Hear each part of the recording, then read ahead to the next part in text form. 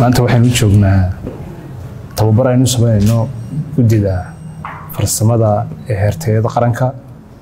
tababarada soo qabtay laakiin kaanay waddo cusub oo aynu ku doonaynay inaynu guddiyada dhammaantood ku tababarno si ay u sameeyaan standardada qaranka.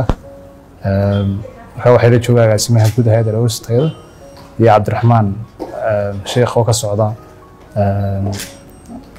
trademark oo naga taageeraysa dhinaca farsamada ee tababarkan. marka hore waxaan ku soo dhaweyn doonaa Cabdiraxmaan sheekh oo ka socda trademark. maanta waa ay bishu tahay 3 Maarch 2021 waxa halkan uu tababar uga bilaabmay hay'adda Somaliland Quality Control oo ay mashruucaas iska kaashanayaan hay'adda trademark.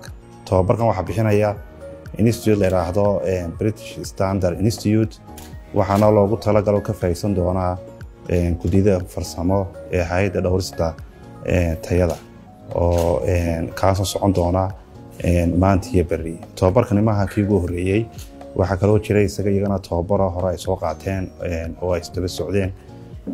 waxaana filayaa inay ka faa'iideysan doonaan fursadda labada cisho.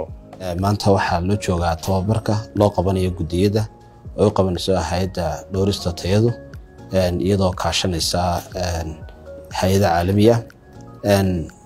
runtii kulankan wuxuu ku saabsan yahay sidii loo dardargelin lahaa guddiyada sameynaya standardada. waxaanan rajaynayaa inay wax badan ka faa'iidi doonaan.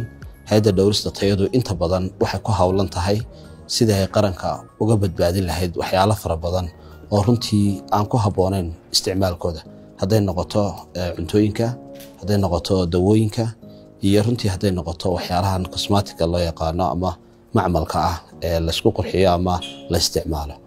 marka waxaan wadnaa dadaal fara badan oo aan ku rajeynayno in aanu ummadda wax badan u qaban doono haddii la yiraahdo. taasi oo aanu runtii fulinayno siyaasadda madaxweynaha Jamhuuriyadda Somaliland Mudane Muuse Biixi Cabdi iyo xisbigiisa. Wassalaamu calaykum waraxmatullaahi wabarakaatuh.